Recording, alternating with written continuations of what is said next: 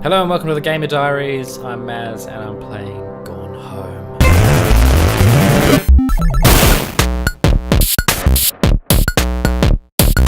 Loading some sweet mixtape action. Hi, Mom. So I got my ticket home from Europe. I get back on June 6th, but it's a really late flight because that was the cheapest, so it gets in at midnight. But don't worry, I'll get a shuttle from the airport so you don't have to pick me up. Like, really seriously, you don't have to. Okay, so, love you. See you soon. Bye. What she really means is, come pick me up, please. Lol. I'm home. Oh, hey. Katie, I'm sorry I can't be there to see you, but it is impossible. Please, please don't go digging around trying to find out where I am. I don't want Mum and Dad to know, anyone to know. We'll see each other again someday. Don't be worried, I love you, Sam. Why you got a lamp outside for? Oh, yeah, so thirsty. Aha! Silly duck. Can I grab my stuff, please? No, who cares? Oh god, no thanks, it's just dummy whip. Where's my brosif? Where's my brosif at? Directions to work from new house. About an hour and 10 minutes. LOL! What the fuck? Man, you need a new job. Where the hell is everyone? Yes, let's turn on all the lights. Oh, my sister. Sam, Katie, Mum, and Dad. I'm probably the pretty one! Ooh, spooky! Mexican skull.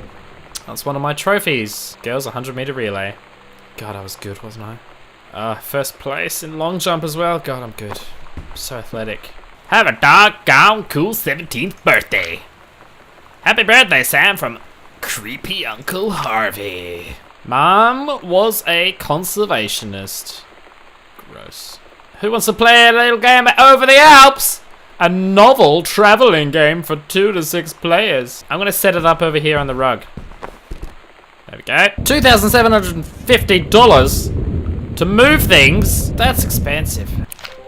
Dear Katie, so much has changed, even just since you've been away. Away? We moved into this house. I'm in a new school, and my big sister being gone for a year doesn't make it any easier. It doesn't feel real. But I'm not gonna let it faze me. I used to tell you everything, and if I can't do it in person, because you're off gallivanting around who knows where, I'll tell it to this journal. Just like I was talking to you. Oh, Daniel is a total weirdo. The only reason I ever hung out with him in the first place is he had a Nintendo when we were little. Booyah! Sam knows what it's about! Got 3 messages here. Sam. Sam. Hello. Sam, where are you? No. Really? I need to talk to you. Postcard. Hey, Mom and Dad, it's Sam. I'm in Paris. I've done many Parisian things, including eating baguettes and croissants.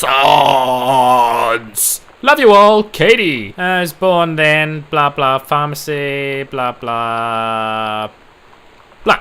Dad's second book. The Accidental Diddly-Doo. Uh-oh. Dad's got Gentleman Magazine. Will and Testament. Okay. Uncle Oscar left this place to my dad. Welcome, new student. We hope that you're excited about your first day. Oh my god. You are so lucky you finished high school before we moved into this house. So, it's the first day of school, and there I am, introducing myself to the class, and I say that I just moved into the house on Arbor Hill. All of a sudden, every kid in the room turns and just stares like I suddenly transformed into a mutant. I just stood there, wishing pretty hard for a rewind button. Because now maybe nobody knows my name, but they all know who I am. The Psycho House girl. Great. Strongly urge to stay indoors. Yeah! Oh yeah! Your type of music is awful. You know that feeling where the first moment you see someone, it's like they have a big gold star around them, and you have to get to know them? Well, there's this girl. I think she's a senior. She's usually dressed kind of punk, but sometimes I see her in this, like, army uniform. And she's always drawing in this notebook, looking so intense. I had no idea how I would ever, have an excuse to talk to her. Till I noticed she and her friends hang out and play Street Fighter at the 7-Eleven Oh, yeah! after school. Street Fighter's where it's at, baby. What's this? Yeah, tape the X-Files, baby! Labyrinth is on Nickelodeon. You better watch that shit. What's this? Ah, mother and a fucking forestation bullshit. Good. Welcome to the bar!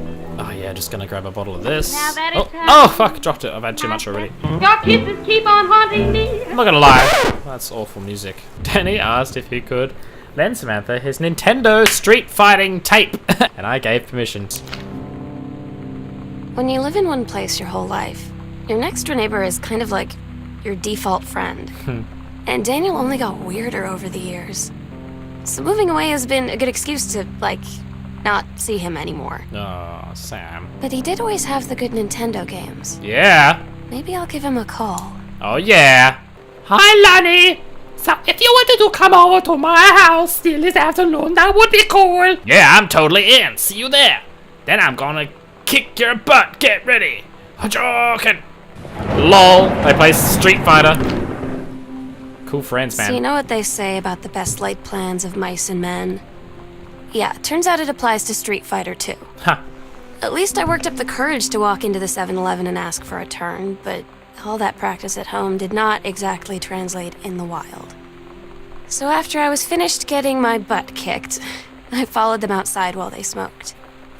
And that was when she asked me if I was that psycho house girl. But then she said she's always really wanted to see the psycho house. Her name is Lonnie. She's coming over tomorrow. It's weird hanging out with girls. Daniel was around ever since I was little, and other girls? I don't know.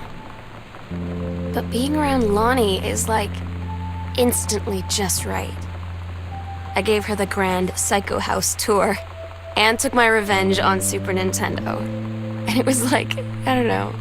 I finally found someone I feel normal around. I drove her home and she gave me this tape and said, "You have got to listen to this." I haven't stopped playing it since. Sam, stop leaving every damn light on in the house. You're as bad as your sister. Whoops! Super Nintendo Adventures. The cat returns. Oh my god, it's a magic eye. I'm doing it.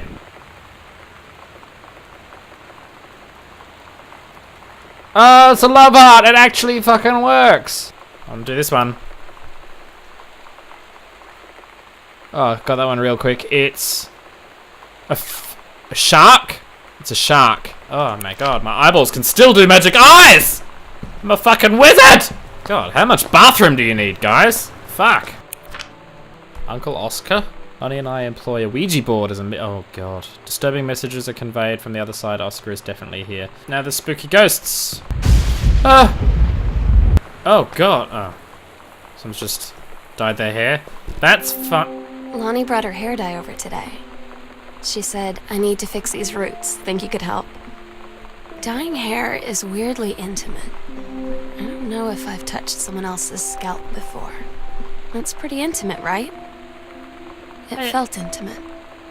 We looked in the mirror together after, and I expected her to say something about how it looked crappy or good or whatever.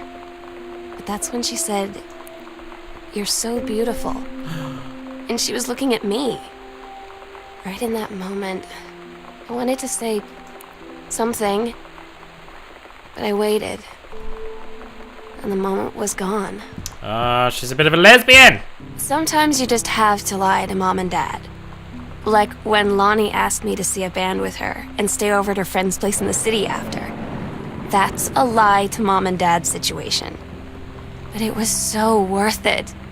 The girls on stage were just so loud and real and awesome. And everybody was moving together like one huge tide of sound. Between two songs, Lonnie leaned over and said, "How do you like your first show?" I was so happy. I felt tears starting in my eyes. And then she up and hugged me. I think she could tell. Lonnie, holy crap, I was in the library and I noticed something in the corner. Secret passage! At Todd's brother's place after the show, there was only a futon to sleep on, so Lonnie and I shared it. The lights went out. I was turned toward her. My eyes started to adjust, and then I could see she was looking at me, too. In the dark, she smiled. My heart was beating so fast.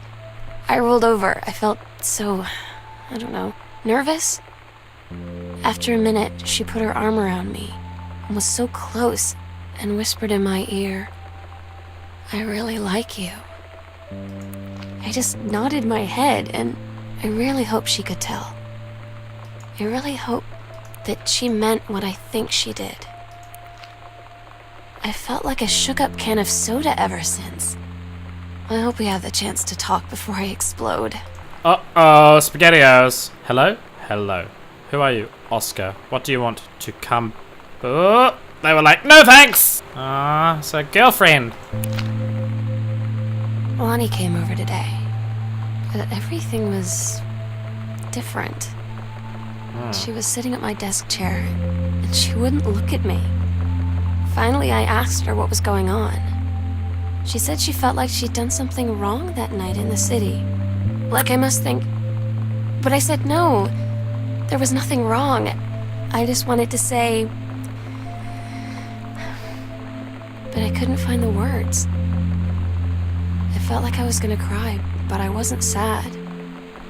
She got up and sat next to me on the bed. I looked at her. Lonnie,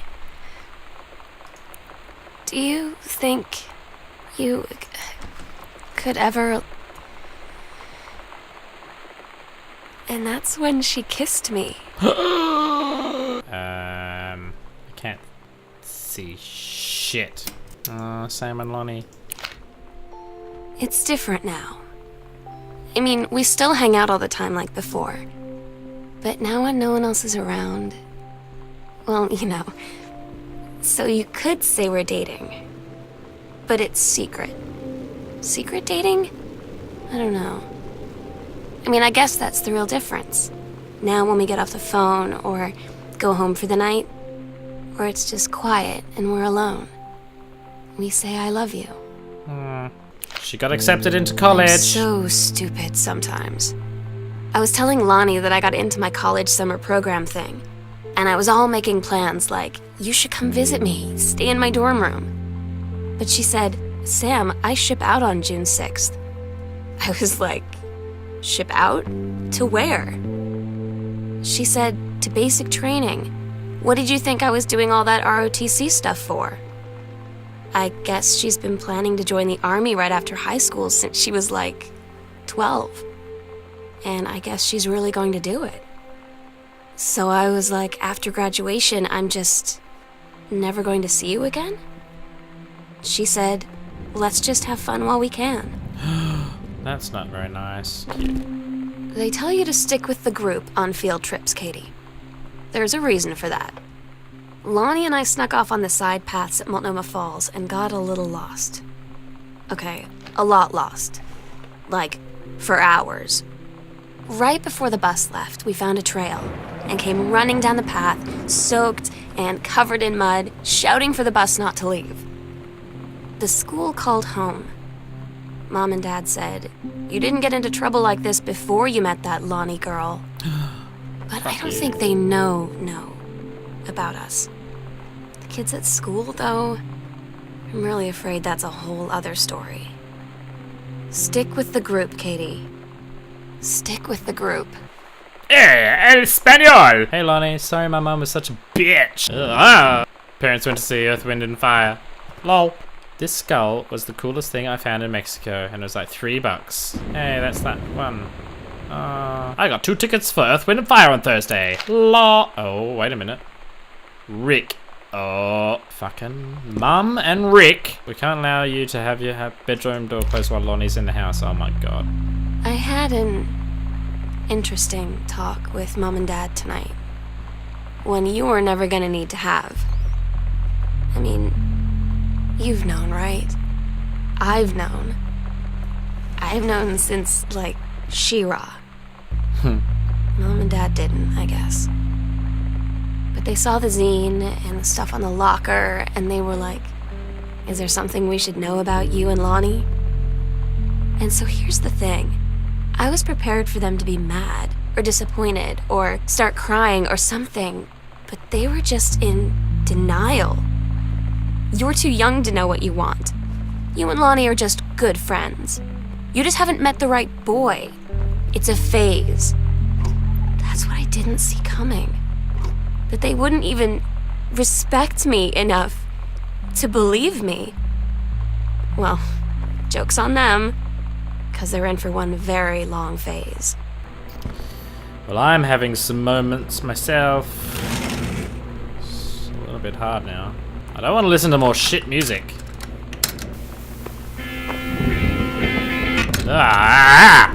Samantha and Daniel were in the woods one day. It was sunny and biddly-biddly-boo. Daniel finally came over to get his game. I'd been dreading it. But he brought this story with him that I wrote when we were little. I started reading it, and then there I was, crying at the kitchen table.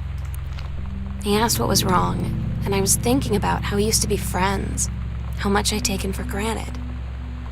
But instead, I told him about school, and Dad, and Lonnie. And then how sorry I was that I wasn't his friend anymore. He gave me a hug and said it was going to be okay. And for some reason, I almost believed him. What's this? Oh, let's make some cake! Oh, yeah! This oven better be fucking working. Let's have a look. Yep. Get your ass in that oven. That'll be ready in no time. Ooh, another secret door. We agreed our last night together would be our happiest ever, and we'd forget tomorrow was going to come at all. It worked for a while. We had a good time seeing Oscar off, then ran up to the attic to look through our photos, to find one for Lonnie to take with her. And looking at them, I realized they were all in the past, and there wouldn't be any more. And I didn't know what I was going to do. Oh, shit. And I cried. And she held me. She said she knew it was hard, but life would move on. I said I didn't want my life to keep moving without her. That's when she cried too. I was so exhausted. I must have fallen asleep like that, in her arms. In the morning, I woke up, and I was finally alone. Todd's band lost their singer. Todd said he sucked. Lonnie said he got sick of Todd's shit, and he was complaining about needing a new singer. So Lonnie was like, I can sing. And they were all kind of like, you can?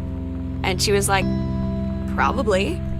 But she's been rehearsing with them for like a week now. And I finally got to see them play in Todd's basement today. And she's actually really amazing. I feel so proud when she's on stage. It's incredible being in awe of someone you love. So everybody knows it's like a temporary situation till she ships out in June. But till then, I'm gonna be at every single show. Oh god, this is where they did it. Oscar. Uncle Oscar. They sent him away. Sent him off. The sunset light in this house is the saddest thing I've ever seen. I just want to sleep. When I'm in the attic, it almost feels like Lonnie could still be here. She's just downstairs. I'm just waiting to hear her pull down the hatch and come running up. Maybe I'll go up to the attic and wait.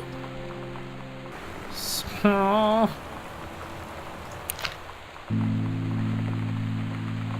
Oh my god. Katie, I fell asleep in the attic, and Lonnie in my old spot, and I missed the first 2 calls. I just barely caught the third one before the machine got it. And it was Lonnie. on a payphone. She'd been on the bus to basic, and she said she couldn't think of anything but me and us, and that she couldn't go through with it, with the army and being a part and all of it. And so she got off the bus in Salem. She said, "Sam, I want you to pack up everything you can and get in your car and come find me. And let's just drive until we find somewhere for us." And she asked me if I could do that. And I said yes. Yes.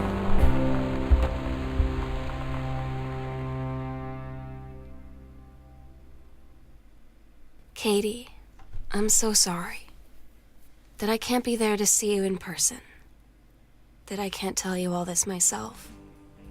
But I hope as you read this journal and you think back, that you'll understand why I had to do what I did. And that you won't be sad, and you won't hate me, and you'll just know that I am where I need to be. I love you so much, Katie. I'll see you again someday. Love, Sam.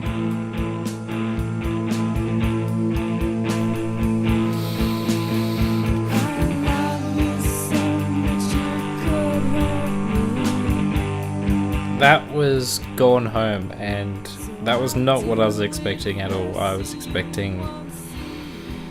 I don't know what I was expecting. For a little while I thought I was going to get some spooky business, but I didn't. What a great story. What a really lovely way of telling it as well. You know what makes you happy. You go out there and you get it, you take it, you keep it. It doesn't matter what other people think.